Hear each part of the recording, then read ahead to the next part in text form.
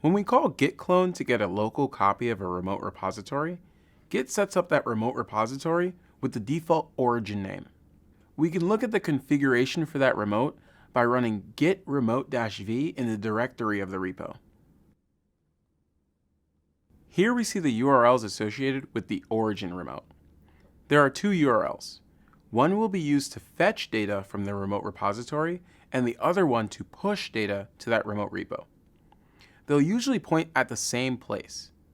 But in some cases, you could have the fetch URL use HTTP for read-only access, and the push URL use HTTPS or SSH for access control. This is fine as long as the contents of the repo that you read when fetching are the same that you write to when pushing. Remote repositories have a name assigned to them. By default, the assigned name is origin. This lets us track more than one remote in the same Git directory. While this is not the typical usage, it can be useful when collaborating with different teams on projects that are related to each other. We won't look at how to do that here, but we'll include a link for more information in the next reading. If we want to get even more information about our remote, we can call git remote show origin. There's a ton of information here, and we don't need all of it right now. We can see the fetch and push URLs that we saw before, and the local and remote branches too. For now, we only have a master branch that exists locally and remotely, so the information here seems a bit repetitive. Once you start having more branches, especially different branches, in the local and remote repo, this information starts becoming more complex. So, what are these remote branches that we're talking about anyways?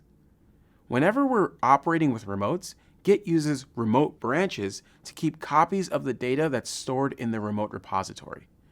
We can have a look at the remote branches that our Git repo is currently tracking by running git branch-r.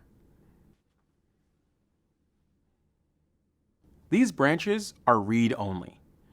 We can look at the commit history like we would with local branches, but we can't make any changes to them directly. To modify their contents, we'll have to go through the workflow we called out before. First, we pull any new changes to our local branch, then merge them with our changes and push our changes to the repo. Remember how we've been using Git Status to check the status of our changes? We can also use Git Status to check the status of our changes in remote branches as well. Now that we're working with a remote repository, Git Status gives us additional information. It tells us that our branch is up to date with the origin/master branch, which means that the master branch in the remote repository called origin has the same commits as our local master branch. But what if it wasn't up to date? We'll talk about that in the next video.